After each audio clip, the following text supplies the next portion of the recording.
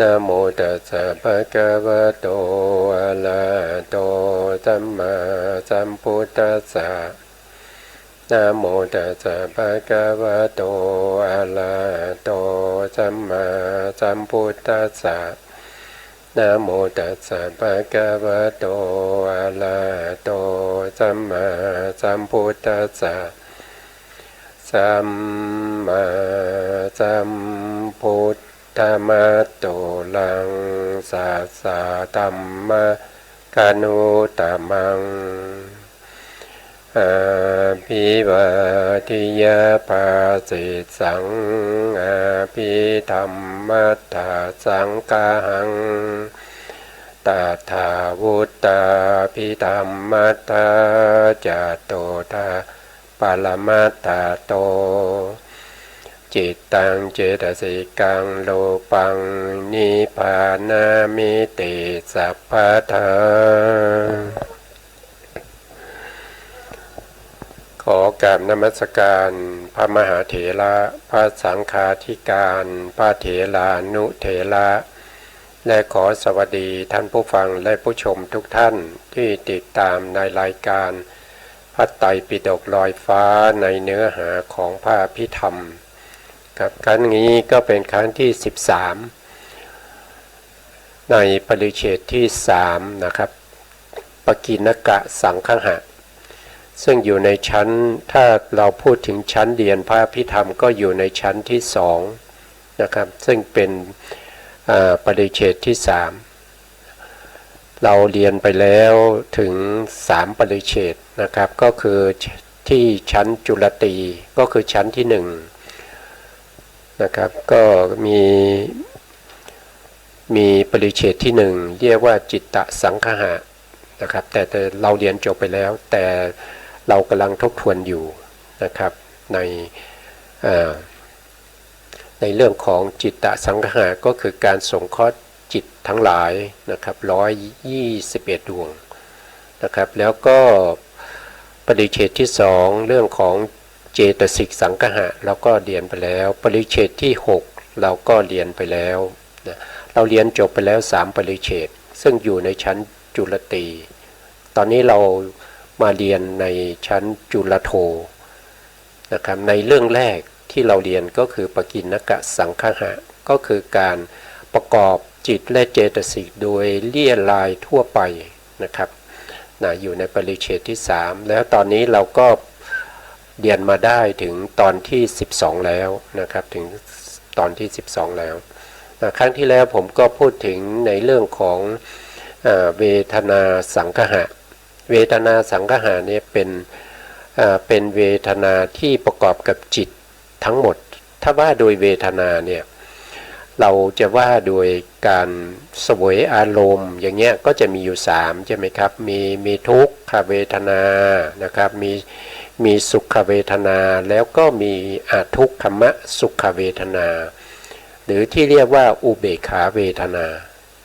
อันนี้ว่าโดยการอันนี้ว่าโดยเวทนาเสวยอารมณ์นะครับเสวยอารมณ์แล้วก็อีกในหนึ่งก็คือว่าโดยอินทรีย์นะครับอินทรีย์คืออะไรก็คือความเป็นใหญ่เป็นผู้ปกครองในการเสวยอารมณ์อีกทีแต่อินทรีย์นี้เขาจะแยกออกมาเป็น2อย่างนั่นก็คือว่าโดยทางเสวยอารมณ์ทางใจกับว่าโดยการเสวยอารมณ์ทางกายนะว่าโดยการเสวยอารมณ์ทางกายเนี่ยก็จะมีเวทนาอยู่2อย่างก็คือสุขเวทนากับทุกขเวทนานะครับตัวที่เสวยอารมณ์คือตัวเจตสิกแต่เจตสิกนี้ต้องประกอบร่วมกับจิตนะครับต้องไปประกอบกับร่วมกับจิตแล้วก็มีเวทนาอื่นๆด้วยตามสมควรนะครับในจิตดวงหนึ่งเนี่ยจะมีเวทนาอย่างน้อยที่สุดเนี่ยก็จะมีอยู่ทั้งหมดอยู่7ดวงด้วยกันใน7ดวงนั้นเราก็จะเรียกว่าเป็นสัพพจิตตสาธารณเจตสิก7นะครับก็จะมีอยู่7ดวงก็จะมีผัสสะนะครับผัสสะเจตสิกนะครับแล้วก็ตัวเวทนาเจตสิก นะที่เรากำลังพูดถึงอยู่ก็เป็นเจตสิกตัวหนึ่งนะแล้วก็3ก็คือได้แก่สัญญาเจตสิก4ก็คือได้แก่สัญญาเจตนานะครับก็คือได้แก่ตัวเจตนาเจตสิกนะครับ5ก็คือได้แก่สมาธิหรือที่เราเรียกว่าเอกคตานะครับเอกคตาเจตสิก6ก็คือได้แก่ชีวิตินทรีย์ชีวิตินทรีย์ในที่นี้เป็นชีวิตินทรีย์ที่เป็นนามนะครับเป็นนามไม่เหมือนกับชีวิตินทรีย์ที่เป็นรูปนะชีวิตินทรีย์ที่เป็นรูปเขาเกิดจากกรรมแล้วก็ประกอบจะเกิดร่วมกับรูปที่เป็นกรรมชรูปนะเป็นกรรมชรูปแต่ในที่นี้ชีวิตินทรีย์ตัวนี้เนี่ยเป็นเจตสิกเจตสิกนี้เขาจะเกิดพร้อมกับจิตแล้วก็เจตสิกอื่นๆตามสมควรแก่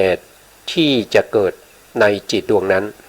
นะครับรายละเอียดเดี๋ยวเราก็จะเข้าไปดูในแผ่นชาร์ตที่ผมทำไว้ให้นะครับไปดูเลยนะครับตอนนี้ถ้าเราคือผมได้แยกออกมาจากแผนภูมิปรมัตถธรรมทั้ง4เอาเฉพาะที่เป็นเจตสิก52มาไว้ในแผ่นชาร์ตนี้นะครับในแผ่นชาร์ตนี้ก็จะพูดถึงเจตสิกทั้ง52ดวงด้วยกันนะอันที่1เนี่ยก็คือสัพพะจิตตสาธารณเจตสิก7ที่กล่าวถึงเมื่อกี้นะครับก็จะมีอยู่7ดวงด้วยกันเมื่อกี้ผมพูดถึงเอกคตาก็คือสมาธิแล้วก็ชีวิตินทรีย์ก็คือดวงนี้ชีวิตินทรีย์แต่เป็นเจตสิกนะครับแต่เป็นเจตสิกแล้วก็ดวงนี้ก็คือมนสิการเจตสิกนะมนสิการเจตสิกมีอยู่7ดวงนะครับ7ดวงนี้เราเรียกว่าเป็นสัพพะจิตตสาธารณเจตสิก7จะเกิดกับจิตทุกดวงเลยไม่เว้นนะครับไม่เว้นเลยนะดวงนี้ไม่มีตัวเลขกำกับไว้เขาเป็นเวทนานะครับเขาเป็นเวทนาเขาเกิดกับจิตทุกๆดวงนะครับแล้วเช่นเดียวกันกับเจตสิกอื่นๆที่อยู่ในสภาพจิตตสาธารณเจตสิก7นี้ทีนี้เรามาดูความหมายของตัวเลขก่อนนะครับผมเขียนความหมายไว้ตรงนี้หมายเหตุตรงนี้นะครับคำว่า5เนี่ยนะครับตัวเลขที่เป็น5นะครับเป็นเลข5ตรงนี้นะเป็นเลข5ตรงนี้นะครับเลข5ตรงนี้ก็คือหมายถึงว่าเวทนา5นะครับเวทนา5ก็จะมีอะไรบ้างก็จะมีสุขเวทนาทุกขเวทนาสมนัสเวทนาโทมนัสเวทนาแล้วก็อุเบกขาเวทนาคำว่าโสนี่แปลว่าสมนัสนะครับสมนัสก็คือความสุขทางใจแล้วก็โทนี่ก็คือโทมนัสนั่นเองนะครับก็คือความทุกข์ทางใจนะครับอันนี้ก็เป็นอักษรย่อที่เราจะทำความเข้าใจก่อนนะส่วนในลำดับถัดลงมานะครับก็จะมีเลข3อยู่นะครับเลข3นี่ก็คือหมายถึงเวทนา3นะเวทนา3ในที่นี้เนี่ยหมายถึงเวทนาที่เป็นสมนัสเวทนาโทมนัสเวทนาแล้วก็อุเบกขาเวทนานะครับก็จะเขียนกำกับไว้ด้วยเลข3นะครับกำกับไว้ด้วยตัวอักษรจำนวนคือ3นะอย่างเช่นในแถวที่เป็นปกิณกเจตสิกก็จะมี3หมดเลยนะครับต่อมานะครับต่อมาลำดับถัดลงมานะครับก็จะเป็นเลข2นะครับเป็น2นะ2หมายถึงเวทนา2นะครับเวทนา2ก็คืออะไรก็คือสมนัสกับอุเบกขานะสมนัสกับอุเบกขาแล้วทีนี้จะมีในความหมายเนี่ยก็จะมีอยู่3แถวด้วยกันนะครับแล้วก็มีเวทนาที่แตกต่างกันไปนะแต่ในแผ่นชาร์ตเนี่ยที่เราเห็นบางจุดเนี่ยที่ไม่มีตัวเลขกำกับอยู่อย่างเช่นโทจตุกะเจตสิก4ตรงนี้เขาจะเขียนว่าโทเนี่ยนะครับโทเนี่ยก็คือเจตสิกพวกนี้จะเกิดกับโทมนัสเวทนาเท่านั้นเอง นะครับเขาจะไม่เกิดกับเวทนาอื่นเขาจะไม่เกิดกับสมนัสเวทนาเขาจะไม่เกิดกับทุกขเวทนาเขาจะไม่เกิดกับสุขเวทนาแล้วไม่เกิดกับอุเบกขาเวทนาเขาจะเกิดเฉพาะกับเวทนาที่เป็นโทมนัสเวทนานะครับก็คือโทจตุกะสี่โทจตุกะสี่จะมีเวทนาอยู่อย่างเดียวก็คือโทมนัสเวทนานะแล้วก็ลงมาตรงนี้เราก็จะเห็นว่าเขาเขียนว่าอุนะครับตรงที่วิจิกิจฉาเจตสิกมีดวงเดียวเท่านั้นนะเขียนว่าอุนี่ก็แสดงว่าวิจิกิจฉาเจตสิกเนี่ยเขาไม่เกิดร่วมกับเวทนาอื่นเขาจะเกิดร่วมกับเวทนาที่เป็นอุเบกขาเท่านั้นนะเขาจะเกิดร่วมกับเวทนาที่เป็นอุเบกขาเท่านั้นนะเขาไม่เกิดกับสมนัสเขาไม่เกิดกับโทมนัสเขาไม่เกิดกับสุขเขาไม่เกิดกับทุกข์แต่เขาเกิดกับอุเบกขาเวทนานะครับอันนี้ก็เป็นความหมายนะครับแล้วก็ยังมีตรงนี้อีกอันหนึ่งนะครับตรงนี้ก็คือตัวเดี๋ยวผมขอขยับตรงนี้นิดหนึ่งนะครับตรงนี้เนี่ยคือเจตสิกที่ชื่อว่าเวทนาเนี่ยเราจะไม่เห็นว่าเขาจะเขียนเป็นตัวอักษรหรือว่าจะเป็นตัวเลขไม่มีนะครับไม่มีหมายความว่าอย่างไรนะครับหมายความว่าเวทนาเวทนาดวงนี้เวทนาเจตสิกดวงนี้เวลาไปเกิดร่วมกับจิตเนี่ยเขาจะไม่มีเวทนาอื่นมาประกอบเพราะฉะนั้นตัวเวทนาเจตสิกดวงนี้เนี่ยเขาจะไม่ได้เกิดร่วมกับสุขเวทนาทุกขเวทนาสมนัสเวทนาโทมนัสเวทนาแล้วก็อุเบกขาเวทนาเพราะว่าเขาเป็นเวทนาเพราะฉะนั้นเขาไม่มีเวทนาอื่นประกอบด้วย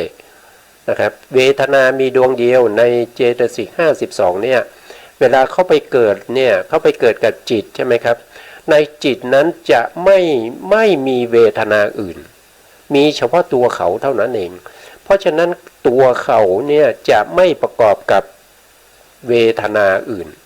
นะครับตัวเขาสมมุติว่าเขาไปเกิดกับโลภะมูลจิตเนี่ยเข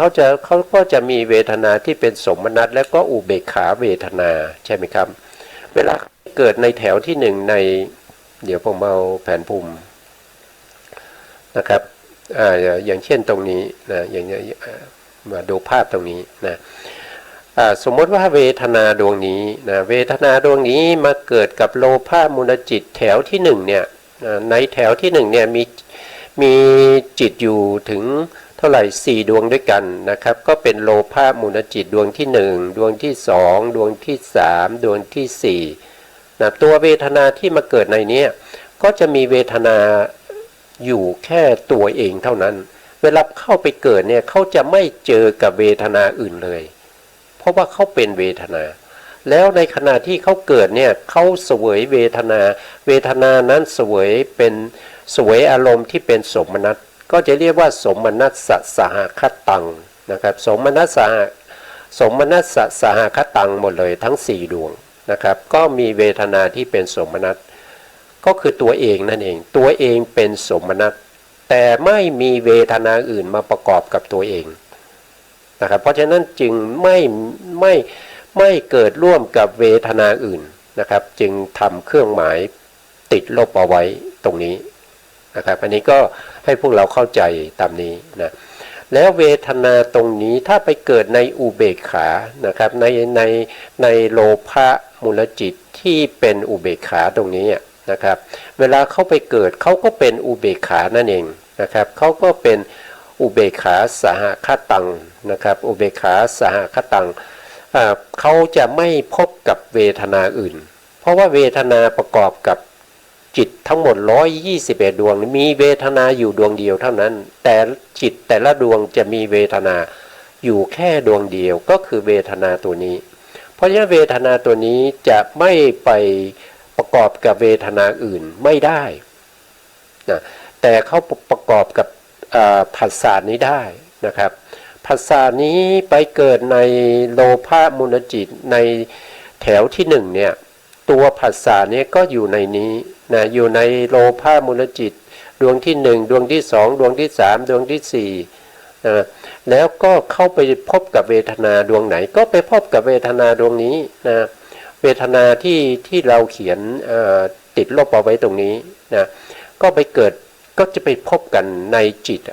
นะครับในจิตที่เป็นโลภะมูลจิตในแถวที่หนึ่งนะครับในแถวที่หนึ่งในแถวที่หนึ่งเนี่ยเขาเป็นสมนัตนะเขาเป็นสมนัตนะเขาเป็นสมนัตเพราะฉะนั้นผัสสะดวงนี้เนี่ยเวลาไปเกิดในโลภะมูลจิตก็ไปเจอเวทนาที่เป็นสมนัตนะเขาก็ไปเจอเวทนาที่เป็นสมนัตเพราะฉะนั้นเขาก็ได้เวทนามาหนึ่งแล้วนะเราจะหาตัว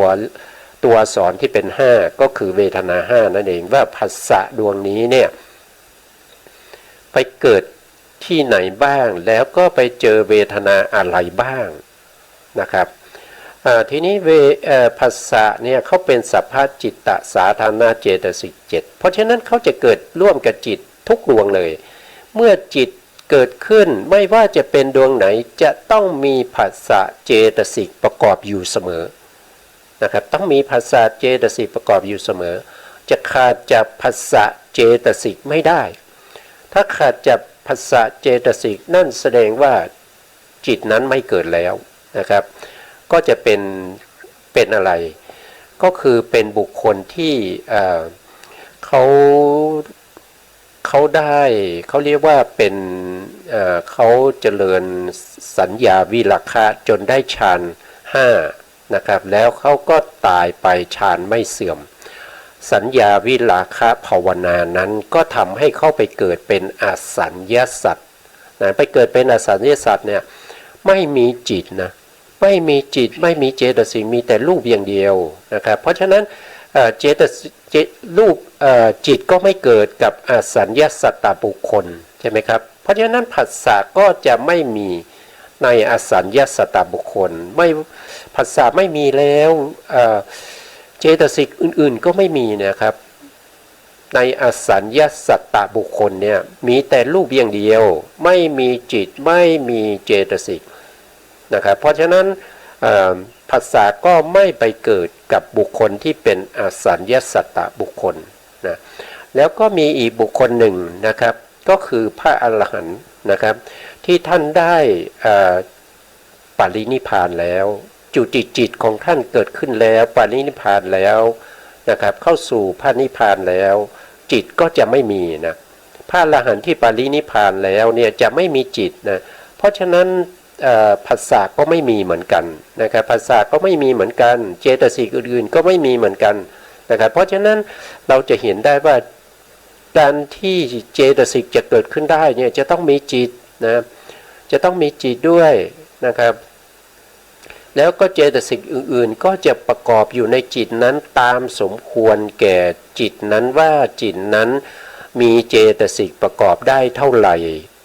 นะครับตามลักษณะคุณสมบัติของจิตนั้นๆนะครับอย่างเช่นอกุศลจิตอย่างเงี้ยเจตสิกที่ประกอบมากที่สุดในอกุศลจิตก็จะมีอยู่แค่21ดวงเท่านั้นเองนะครับสามารถเกิดได้21ดวงเท่านั้นเองนะครับแล้วก็น้อยที่สุดเนี่ยจะเกิดอยู่15ดวงนะครับ15ดวงก็จะอยู่ในโมหะมูลจิต2นะโมหะมูลจิต2ก็คือวิจิกิจฉาสัมปยุตตจิต1แล้วก็อุทธัจจะสัมปยุตตจิต1นะครับถ้าเกิดมากที่สุดเนี่ยก็สามารถเกิดกับโลภะมูลจิตดวงที่4นะครับดวงที่4ดวงนี้มีเจตสิกประกอบอยู่21ดวงเห็นไหมครับ21ดวง21ดวงเนี่ยถ้าเรามาดูแถวๆนี้เนี่ยนะครับเราก็จะเห็นได้ว่าอันดับแรกเนี่ยจะเว้นจากสัพพะจิตตสาธารณะไม่ได้นะครับเพราะฉะนั้นในจิตนี้จิตทุกๆดวงนี้จะต้องประกอบด้วยสัพพะจิตตสาธารณะเจตสิก7เพราะฉะนั้นตรงนี้ก็มีอยู่7ดวงก็คือสัพพะจิตตสาธารณะเจตสิก7แล้วนะมีอยู่7ดวงแล้วนะทีนี้เราก็ไปหาต่อนะครับเดี๋ยวเรามาดูตรงนี้ความหมายเขา3ก็คือมีสมนัตด้วยนะครับมีสมนัตด้วยตรงนี้เป็นสมนัตนะครับตรงนี้เป็นสมนัตนะครับตรงนี้เป็นสมนัตแล้วก็ความหมาย ตรงสามเนี่ยก็จะเป็นสมนัตโทมนัตอุเบกขาเพราะฉะนั้นปกิณณกเจตสิกนี้ก็จะมีอยู่ในโลภะมูลจิตดวงที่สี่ด้วยนะครับมีอะไรบ้างนะครับตัวนี้คือวิตกนะวิตกเจตสิกตัวดวงนี้วิตกเจตสิกนะวิตกเจตสิกนี้จะไม่ประกอบกับทวิสิบทวิปัญจวิญญาณจิตสิบเท่านั้นเพราะนั่นแสดงว่าเขาอยู่ในโลภะมูลจิตดวงที่สี่ด้วยนะถัดมาก็จะเป็นวิจารเจตสิกวิจารเจตสิกก็ไม่ประกอบในทวิปัญจวิญญาณจิตสิบเพราะฉะนั้นในโลภะมูลจิตดวงที่สี่ก็มีวิจารด้วยถัดมาก็คืออธิโมกข์นะอธิโมกข์เนี่ยเขาไม่เกิดกับทวิสิบนะเขาไม่เกิดกับทวิสิบแล้วเขายังไม่เกิดกับวิจิกิจฉาด้วยนะเขาไม่เกิดกับวิจิกิจฉานะครับที่เรียกว่าวิจิกิจฉาสัมปยุตตจิตอยู่ในโมหะมูลจิตดวงที่สองไม่มีอธิโมกข์นะคือดวงนี้ไม่มีนะครับเราก็ได้มาเท่าไหร่นะครับสัพพจิตตสาธารณเจตสิก7บวกกับวิตกก็เป็น9บวกกับวิตกก็เป็น8แล้วก็บวกกับวิจารก็เป็น9นะครับแล้วก็มีอธิโมกข์ด้วยก็เป็น10แล้วนะครับมี10แล้วต่อมาก็เป็นวิริยะนะครับวิริยะก็มีนะครับวิริยะเนี่ยจะไม่ประกอบกับในอวิริยะจิต16นะครับก็คืออเหตุกจิต18แล้วก็โมหะมูลจิต2เป็นอวิริยะจิตไม่มีวิริยะประกอบเพราะฉะนั้นโลภะก็มีแน่นอนนะมีวิริยะแน่นอนนะจากวิริยะแล้วก็มาถัดมาก็คือปิตินะครับตัวนี้คือปิติเจตสิกปิติเจตสิกนี้จะประกอบกับจิตที่เป็นสมนัตนะครับที่เราหาตรงที่ครั้งก่อนๆนู้นนะครับที่เราหาเวทนาในจิต121นะครับเพราะฉะนั้นตัวปิตินี้ก็จะมีอยู่ในสมนัตนะครับก็ดวงโลภะมูลจิตดวงที่4ก็เป็นสมนัตก็มีปิติด้วยนะมีปิติด้วยแล้วก็ฉันทะนะครับฉันทะเนี่ยจะไม่ประกอบกับจิตนะครับจะไม่ประกอบกับจิตอยู่20ดวงนะครับจะไม่ประกอบกับจิตอยู่20ดวง20ดวงคืออะไรก็คืออเหตุกจิต18อเหตุกจิต18แล้วก็โมหะมูลจิต2นะครับก็จะเป็น20ที่ไม่มีฉันทะประกอบเมื่อกี้ผมพูดถึงวิริยะอาจจะไม่รู้อาจจะพูดผิดไปนะวิริยะเนี่ยไม่ประกอบกับจิตอยู่16ดวง16ดวงนั้นเป็นอวิริยะเจตสิกนะเขาแก้ตรงนี้เลยนะครับก็คือได้แก่อเหตุกวิบาก15นะอเหตุกวิบาก15ก็คือได้แก่อกุศลวิบากอกุศลวิบากเนี่ยมีอยู่7ดวงใช่ไหมครับ7ดวงแล้วก็กุศลวิบากอีก8ดวงนะครับรวมกันแล้วก็จะเป็นอยู่15นะก็จะได้15พวกนี้เป็นอวิริยะนะครับเป็นจิตที่เป็นอวิริยะแล้วก็มีปัญจทวาราวชนะจิตอีกหนึ่งก็เป็น16นะครับพวกนี้จะไม่มีวิริยะประกอบนะอันนี้ก็พูดทบทวนด้วยนะครับ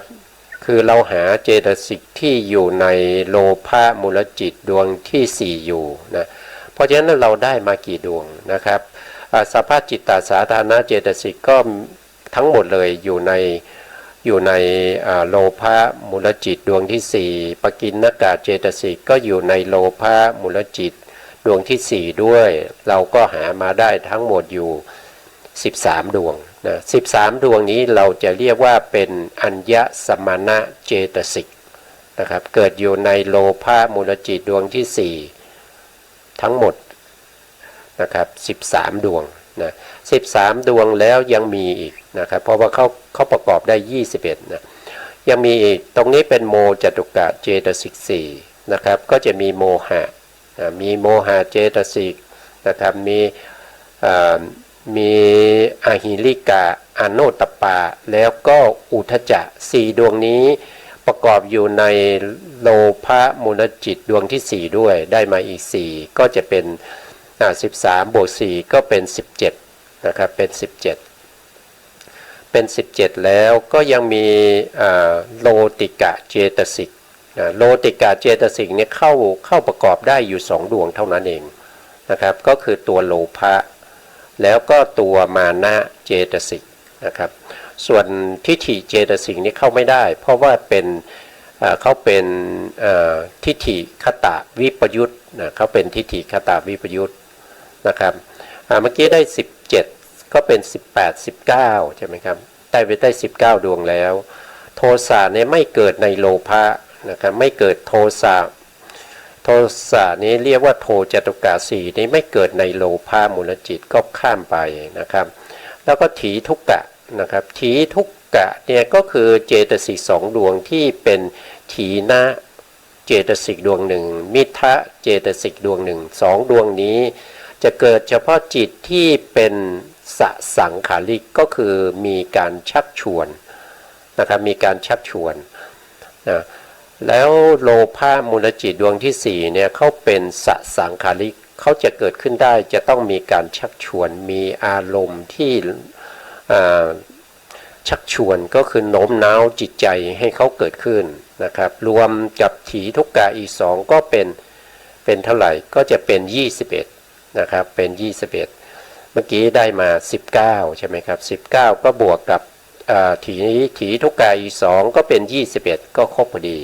นะครับก็ครบพอดีนะเพราะฉะนั้นเราก็จะเห็นได้ว่าในปกิณณกะเจตสิกเนี่ยจะมีสมนัตอยู่ด้วยนะครับ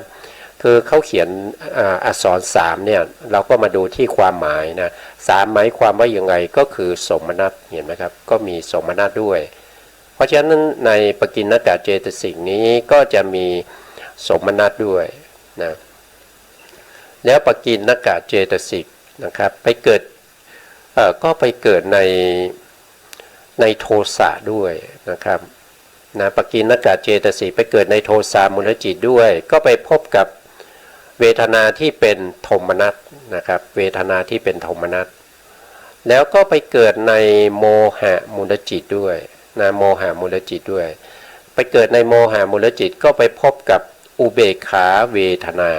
นะครับก็จะเป็นในลักษณะนี้วิธีการที่เราจะดูได้ว่าเจตสิกดวงไหนนะครับมีเวทนาเป็นอะไรนะครับเราก็จะดูในลักษณะที่เข้าไปประกอบกับจิตแล้วก็จิตนั้นมีเวทนาเป็นอะไรเจตสิกนั้นก็จะต้องมีเวทนาเป็นไปตามที่ประกอบอยู่ในจิตนั้นก็คือตัวเวทนาที่ประกอบอยู่ในจิตนั้นก็คือดวงนี้นั่นเองนะครับดวงนี้นะครับเวทนาเจตสิกนี้มีความสำคัญไม่ว่าจะเป็นว่าโดยขันธ์เนี่ยนะครับในร่างกายของเราเนี่ยนะครับถ้าว่าโดยขันธ์เนี่ยก็จะมีอยู่5ขันธ์นะครับขันธ์ที่1เรียกว่ารูปขันธ์นะครับรูปก็จะมีรูปอยู่โดยปรมัตถ์ก็จะมีอยู่18ใช่ไหมครับแล้วก็บวกนิพพานรูปที่ไม่มีสภาวะของตัวเองเข้าไปอีก10เพราะฉะนั้นรูปในร่างกายของเราเนี่ยก็จะมีอยู่ถ้าเป็นผู้ชายก็จะมีอยู่27เว้นรูปผู้หญิงไปถ้าเป็นผู้หญิงก็จะเว้นรูปผู้ชายไปนะครับก็จะมี27เหมือนกันนะครับในกามภูมิเนี่ยเขาจะมีรูปอยู่27นะครับถ้าไปเป็นรูปประพรหมนะรูปประพรหมก็จะมีไม่ครบนะรูปประพรหมก็จะมีไม่ครบนะนั้นเร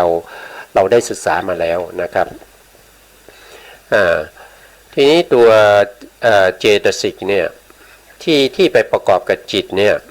เขาก็จะประกอบตามสมควรที่เขาจะประกอบได้นะเขาก็จะประกอบตามสมควรนั้นนะทีนี้เรามาดูต่อไปนะครับเราเมื่อเราหาภาษาได้แล้วนะครับว่าภาษานี้สามารถจะไปเกิดกับจิตดวงไหนได้บ้างแล้วก็ไปพบกับเวทนาอะไรบ้างเนี่ยเราหามาแล้วเมื่อครั้งที่แล้วนะครับได้มาอยู่ ห้าห้าเวทนาด้วยกันนะห้าเวทนาก็คือมีทุกขเวทนาเวลาที่มีทุกขเวทนาเข้าไปเกิดกับจิตดวงไหนก็มาเกิดกับจิตดวงนี้นะครับเกิดกับจิตดวงนี้จิตดวงนี้ชื่อว่าอะไรนะจิตดวงนี้ก็จะชื่อว่าทุกขกายวิญญาณจิตนะมีเวทนาเป็นทุกข์นะเวลาเข้าไปเกิดกับภาษานี้เวลาไปเกิดกับถ้าเขามีโทษทีถ้าเขามีสุขเวทนาเขาไปเกิดที่ไหนนะเขามีสุขเวทนาเขาก็มาเกิดตรงนี้นะครับเขามาเกิดตรงนี้นะตรงนี้เป็นสุขกายวิญญาณจิตนะครับเป็นสุขเวทนาเป็นสุขนะได้มาสองนะแล้วถ้าเข้าไปอยากจะได้เวทนาที่เป็นสมนัตไปเกิดที่ไหนก็มาเกิดในโลภะมูลจิตก็ได้นะเกิดในมหากุศลจิตก็ได้นะครับแถวที่หนึ่งเกิดในมหาวิปากจิตก็ได้นะเกิดในมหากิริยาก็ได้เกิดในฌานจิตก็ได้ตั้งแต่ฌานหนึ่งจนถึงฌานสี่ตามอภิธรรมนัยนะถ้าว่าโดยสุตตันตนัยก็ได้แค่ฌานที่1ถึงฌานที่3นะครับก็จะได้สมนัตมานะแล้วทีนี้ถ้าต้องการที่เป็นธมนัตนะที่ต้องการเป็นธมนัตนะธมนัตไปเกิดที่ไหนก็ไปเกิดในโทสามูลจิตนะโทสามูลจิต2นะก็มาเกิดตรงนี้นะเกิดตรงนี้นะผัสสะมาเกิดตรงนี้เพราะผัสสะสามารถเกิดกับจิตได้ทุกดวงเพราะเป็นสัพพะจิตตสาธารณเจตสิก7นะครับถ้าเขาต้องการอุเบกขานะเขาต้องการเวทนาอุเบกขาก็มาเกิดในโลภะมูลจิตก็ได้ในแถวที่2นะในแถวที่2นะมีเวทนาเป็นอุเบกขามาเกิดในโมหะมูลจิตก็ได้มาเกิดในจิตที่เป็นทวิปัญจวิญญาณจิต8เว้นกายะนะครับเว้นกายะนะกายะมี2นะครับเว้นกายะวิญญาณจิต2นะครับมาเกิดแถวนี้ก็ได้เวทนาที่เป็นอุเบกขานะครับเพราะฉะนั้นผัสสะเนี่ยมีสามารถเกิดกับจิตดวงไหนก็ได้เพราะฉะนั้นเขาก็จะเสวยเวทนาได้ถึง5อย่างด้วยกันแต่การเสวยเวทนาของผัสสะนี้ท่านต้องเข้าใจด้วยนะครับว่าเขาไม่ได้เสวยพร้อมกันทีเดียวนะครับว่าทั้งเป็นทุกข์เป็นสุขนะครับเขาไม่ได้เสวยเวทนาพร้อมกันนะครับเขาไม่ได้เสวยในขณะที่เขามีทุกขเวทนาเนี่ยเวทนาที่เป็นสุขก็ไม่เกิดเวทนาที่เป็นสมนัตก็ไม่มีเวทนาที่เป็นโทมนัสก็ไม่มีอุเบกขาก็ไม่มีเขาจะเสวยเฉพาะสุขเวทนาอย่างเดียวนะครับเหมือนกันกับทั้งจิตแล้วก็เจตสิกอื่นๆด้วยเวลาเสวยเวทนาเนี่ยจะเสวยเวทนาได้อย่างเดียวเท่านั้นนะในขณะนั้นนะครับจะมีเวทนาอื่นประกอบไม่ได้นะครับเสวยเวทนาอื่นไม่ได้นะครับเพราะฉะนั้นสัพพะจิตตสาธารณะนี้เขาเกิดกับจิตทุกดวงนะครับเพราะฉะนั้นเขาก็จะเหมือนกับภาษาเพราะฉะนั้นก็จะผ่านไปนะก็จะผ่านไปนะครับก็จะผ่านไปเลยนะครับนะตรงที่เวทนานะครับเวทนานี้เขาเป็นตัวเสวยอารมณ์แล้วเขาเกิดกับจิตเขามีเวทนาอยู่เพียงอย่างเดียวเท่านั้นนะครับเขาก็เกิดกับจิตได้ทุกดวงเขาเวลาเขาไปเกิดกับจิตดวงไหนก็ตามเขาไม่ไปพบกับเวทนาอื่นนะครับเพราะตัวเองเป็นเวทนาแล้วเวทนาเจตสิกมีอยู่ดวงเดียวเท่านั้นเวลาไปเกิดในจิตก็ไปเกิดดวงเดียวนะครับเพราะฉะนั้นเวทนาจึงไม่สามารถจะไปประกอบกับเวทนาอื่นได้นะครับดังนั้นเนี่ยจึงเขียนเครื่องหมายติดลบไว้ตรงนี้นะครับนั่นแสดงว่าเวทนาดวงนี้ไม่ประกอบกับเวทนาอื่นเลยนะไม่ประกอบกับเวทนาอื่นเลยนะถ้ามีคำถามว่านะครับว่าเจตสิก52ดวงนะครับที่ไม่เกิดกับเวทนาเลยได้แก่เจตสิกดวงไหนก็ต้องตอบว่าเวทนาเจตสิกนะครับเวทนาเจตสิกไม่เกิดร่วมกับ เวทนาอื่นนะครับไม่มีเวทนาอื่นเกิดร่วมกับเวทนาเจตสิกนะอันนี้ก็น่าจะผ่านไปนะครับนะสัพพะจิตตสาธารณเจตสิก7ดวงนี้ผ่านไปนะครับทีนี้มาปกิณณกเจตสิกนะปกิณณกเจตสิกก็จะมีอยู่6ดวงด้วยกันนะครับแล้วใน6ดวงนี้ก็จะมีเวทนาเหมือนกันหมดเลยนะครับก็คือจะมีเวทนาที่เข้าไปพบกับเวทนาเนี่ยสามารถพบกับเวทนาได้อยู่3อย่างนะครับได้อยู่3อย่าง3อย่างนั้นคืออะไรก็คือมาดูที่ความหมายนะครับมาดูที่ความหมายตรงนี้เขาก็จะเขียนว่าเวทนา3แล้วมีวงเล็บว่าสมนะโสนะครับก็เป็นสมนัตนะครับเวทนาที่เป็นสุขทางใจนะครับนะเขามีสามารถจะมีสุขทางใจด้วยปกิณณกเจตสิก6ดวงนี้มีสุขทางใจด้วยบางทีไปประกอบกับในจิตที่เป็นโทสะนะครับจิตที่เป็นโทสะก็ไปพบกับเวทนาที่เป็นโทมนัสนะครับเวทนาที่เป็นโทมนัสเวลาไปเกิดกับจิตที่เป็นทวิปัญจวิญญาณจิต8เว้นกายวิญญาณจิต2นะครับก็จะได้เวทนาเป็นอุเบกขานะครับก็จะเป็นอย่างนี้ก็จะมีเวทนาอยู่3อย่างเท่านั้นเองนะครับแล้วเขาเป็นปกิณณกเจตสิกเนี่ยเขาสามารถจะเกิดกับจิตได้เลี่ยลายทั่วไปใน121นะครับเขาไม่ได้อย่างเช่นวิตกเนี่ยวิตกเจตสิกดวงนี้เวลาไปประกอบกับจิตเนี่ยเขาไปประกอบจิตได้อยู่แค่55ดวงเท่านั้นเองนะเขาจะเว้นทวิปัญจวิญญาณจิต10นะทวิปัญจวิญญาณจิต10เนี่ยจะไม่มีตัววิตกเจตสิกเกิดร่วมด้วยนะตรงนี้นะทวิปัญจวิญญาณจิต10ไม่มีวิตกเจตสิกเกิดร่วมด้วยแล้วก็ในฌานจิตนะในฌานจิตนะฌานจิตนี่มีอยู่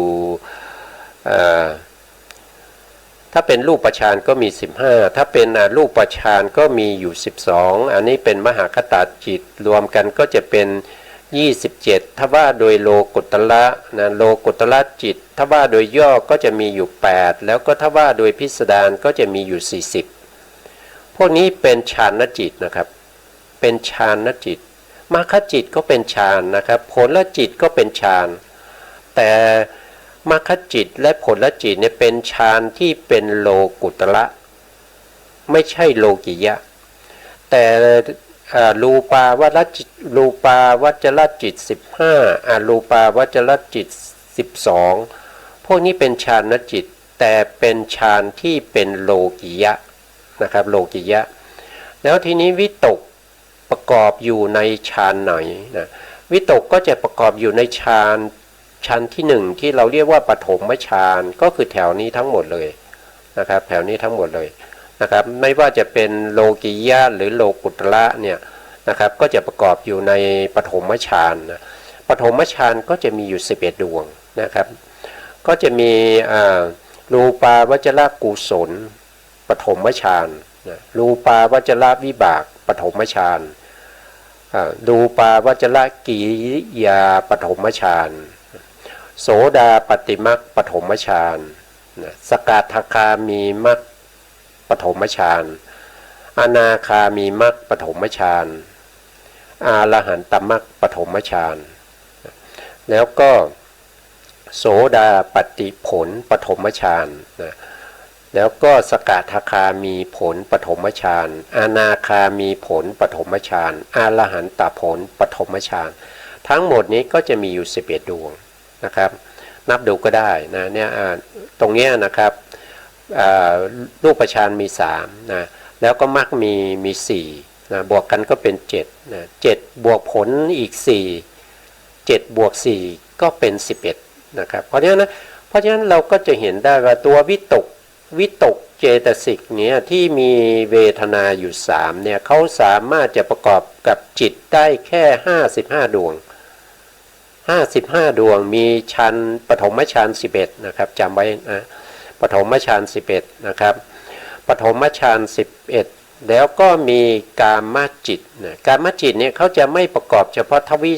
10นะในทวิ10เนี่ยไม่มีในกามาวจรจิตเนี่ยมีอยู่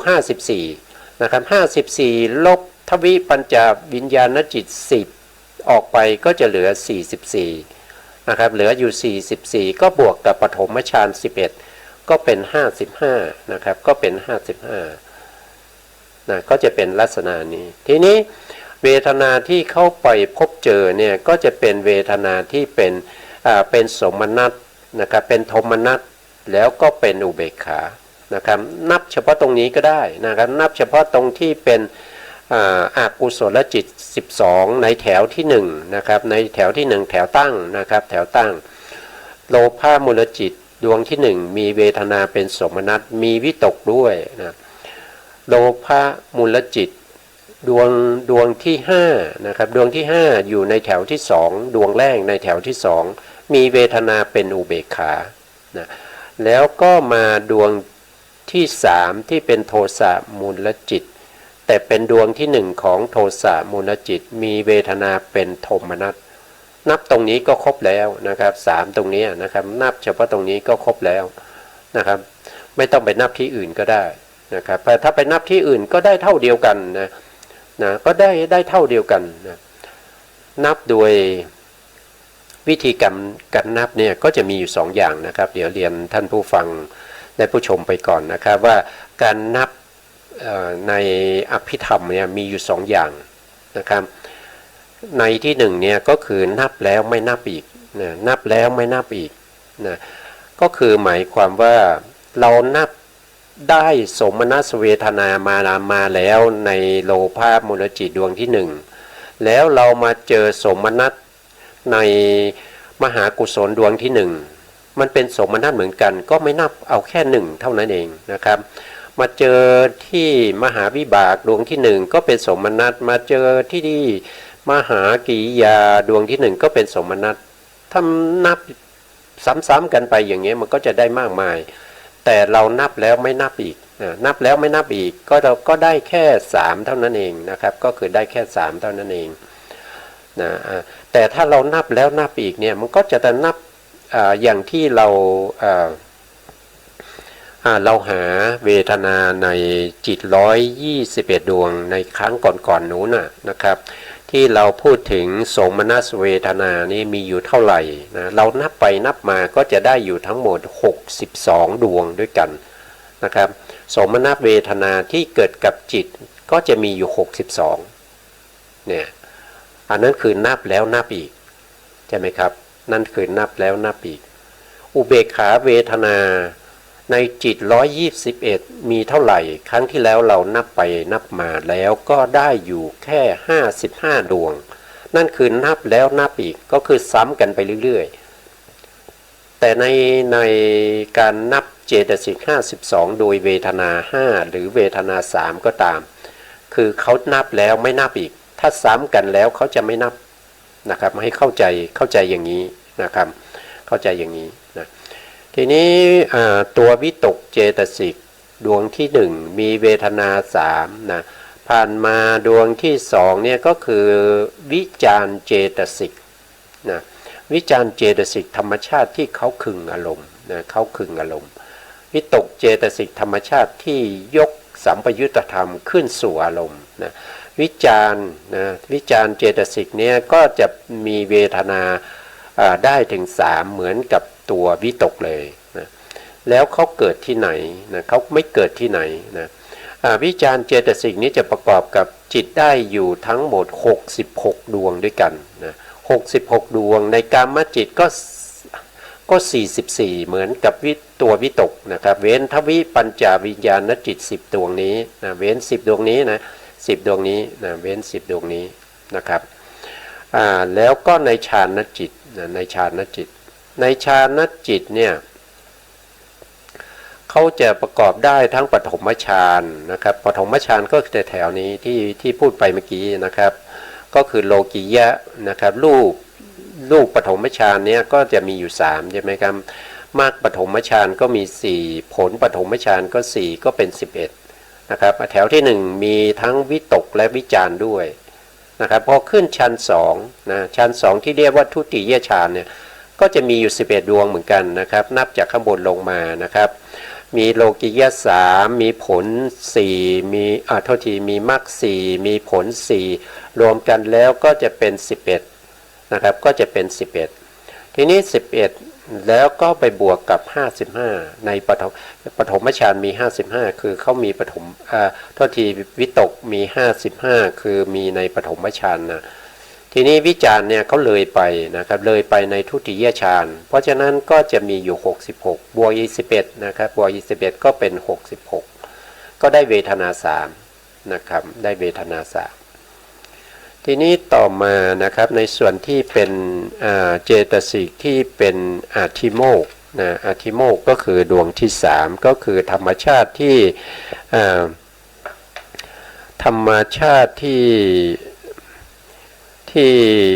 อาทิโมกข์เนี่ยตัดสินอารมณ์นะครับธรรมชาติที่ตัดสินอารมณ์ก็คือเขาไม่ลังเลสงสัยเขาตัดสินไปเลยนะครับเขาไม่สงสัยนะไม่เหมือนกับวิจิกิจฉานี่จะเป็นเจตสิกที่ตรงกันข้ามกับอาทิโมกข์นะครับอาทิโมกข์นะอาทิโมกข์ก็คือดวงที่3ดวงนี้นะดวงที่3ดวงนี้นะธรรมชาติที่ตัดสินอารมณ์ไปเลยได้พบได้เห็นอะไรก็ตัดสินไปเลยว่าดีไม่ดีหรือว่าเป็นอย่างนั้นอย่างนี้นะครับก็ตัดสินไปเลยก็คือไม่ลังเลสงสัยนั่นเองแล้วเขาจะเกิดร่วมกับจิตได้เท่าไหร่นะครับเขาจะเกิดร่วมกับจิตได้อยู่เขาไม่เกิดอาทิโมกข์เนี่ยไม่เกิดเดี๋ยวนะครับอาทิโมกข์นะผมก็อาทิโมกข์เนี่ยเขาไม่ประกอบกับจิตเท่าไหร่นะเดี๋ยวผมดูครั้งที่แล้วก็ได้พูดคุยไปนะครับอันนี้ก็ลืมไปอีกแล้วนะเขาไม่ประกอบเอาดูจิตเลยนะดูที่จิตเดียวง่ายดีนะครับหาอย่างนี้ตรงนี้ง่ายดีนะเขาจะไม่ประกอบกับทวิสิบเขาไม่ประกอบกับทวิสิบแล้วเขาไม่ประกอบกับวิจิกิจฉาอีกหนึ่งนะครับไม่ประกอบกับวิจิกิจฉาอีกหนึ่งทวิสิบรวมทับวิจิกิจฉาก็เป็น11ดวงนะครับ11ดวงเพราะฉะนั้นเขาจะประกอบกับจิตได้อยู่ถึง110ดวงนะครับ110ดวงนะใน110ดวงนี้เขาก็ได้เวทนา3นะเพราะว่าเวทนามี5เขาไม่ประกอบกับทวิสิบเพราะฉะนั้นทวิสิบนั้นมันมีทุกขากายวิญญาณจิต1แล้วก็สุขากายวิญญาณจิต1ก็เว้นไปนะครับเว้นไปเพราะฉะนั้นก็ได้เวทนา3เหมือนกันนะครับได้เวทนา3เหมือนกันนะครับจำไว้ว่าเขาไม่ประกอบกับจิตอยู่11ดวงนะครับก็คือทวิปัญจวิญญาณจิต10นะแล้วก็วิจิกิจฉาอีก1ดวงนะครับทวิปัญจวิญญาณจิต10อยู่ตรงนี้นะในอเหตุกจิต18เนี่ยนะครับก็จะอยู่ในกุศลวิบากนะครับดวงที่1ถึงดวงที่5แล้วก็อยู่ในอเหตุกกุศลวิบากนะครับตั้งแต่ดวงที่1ถึงดวงที่5นะก็จะไม่ประกอบกับจิตพวกนี้นะจากอาทิโมกข์แล้วก็ไป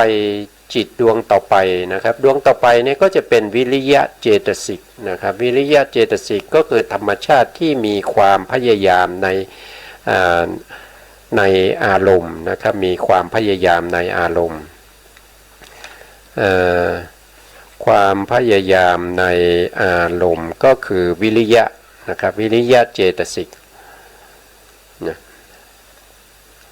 วิริยะเจตสิกเนี่ยเขาไม่ประกอบกับจิตอยู่16ดวงนะครับ16ดวงที่ผมพูดถึงไปเมื่อตะกี้นะครับก็คือได้แก่จิตที่เป็นอากุศลวิบากก็แล้วกันอากุศลวิบากนะครับก็จะมีอยู่7ดวงนะครับตั้งแต่จักขูวิญญาณจิตนะครับไปจนถึงอุเบกขาสันติละนะครับที่เป็นอกุศลวิบากทั้งหมด7ดวงนี้ไม่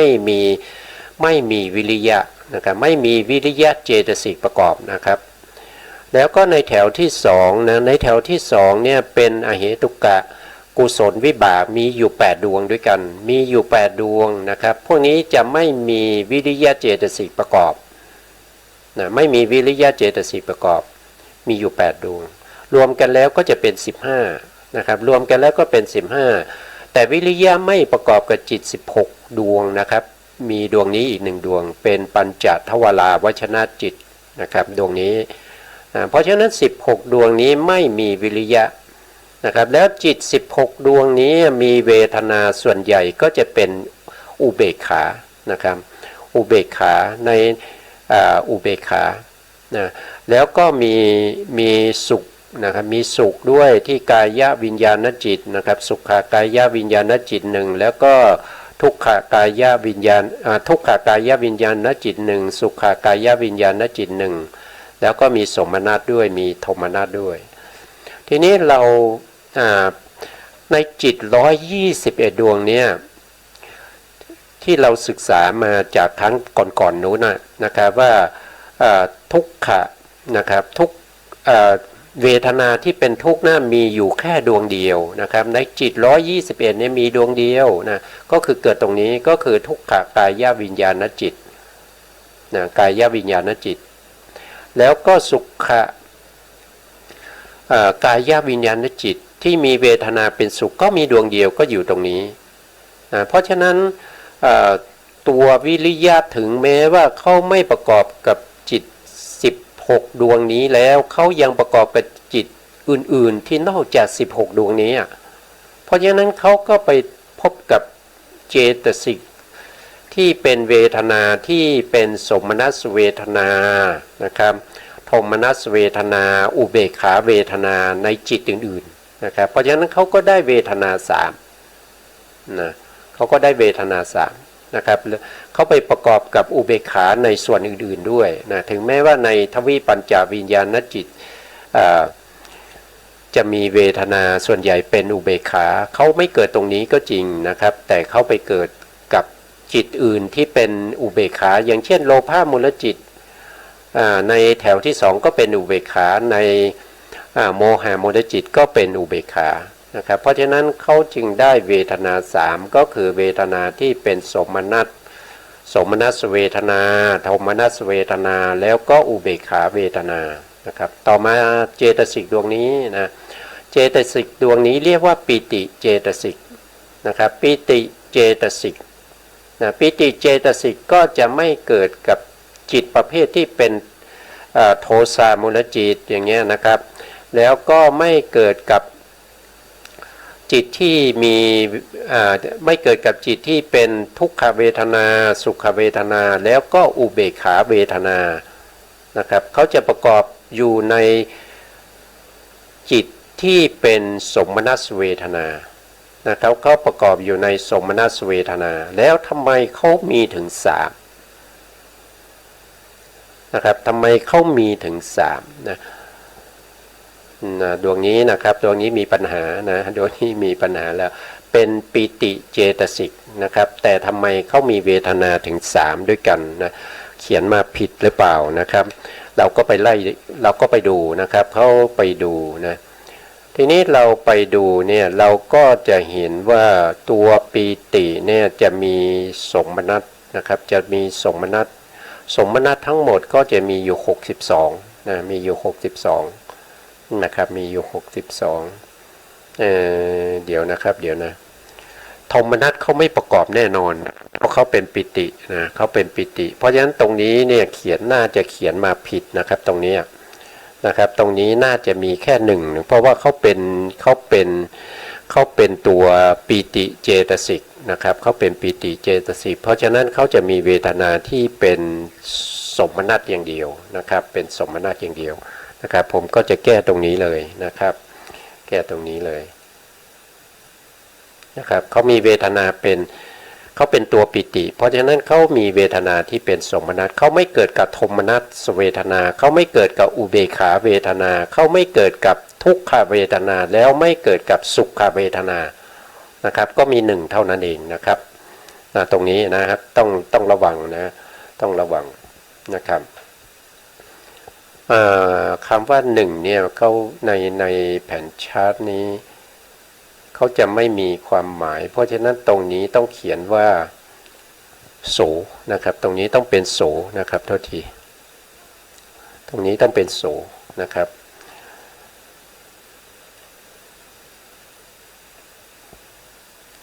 ตรงนี้ต้องเป็น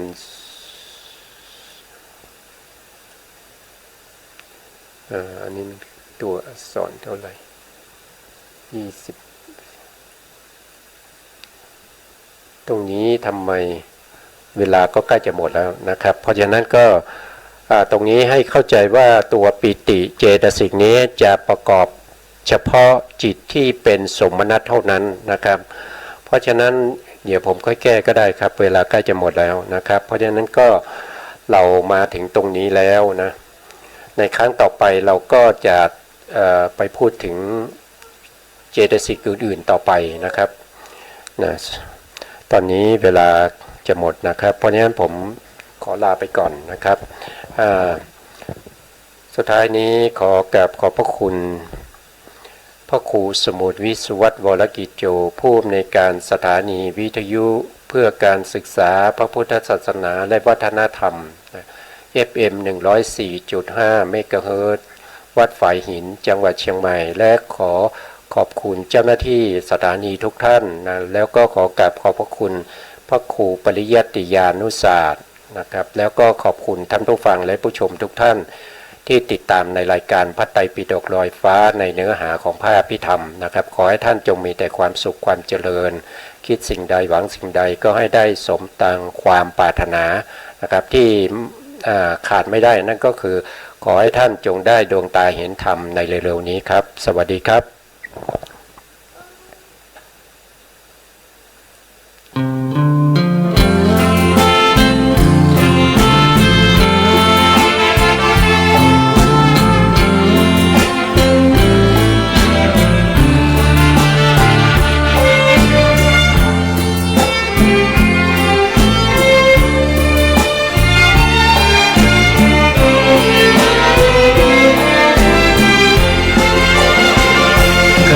เกิดเป็นทุกข์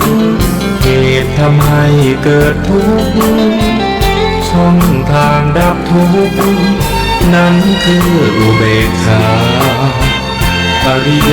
สัจสี่รวมความได้เห็นปัญญาทรงใช้บัญชาในภาวะจิตในโลกิยธรรมโลกุตระธรรมจุดเชื่อมที่นำเจริญ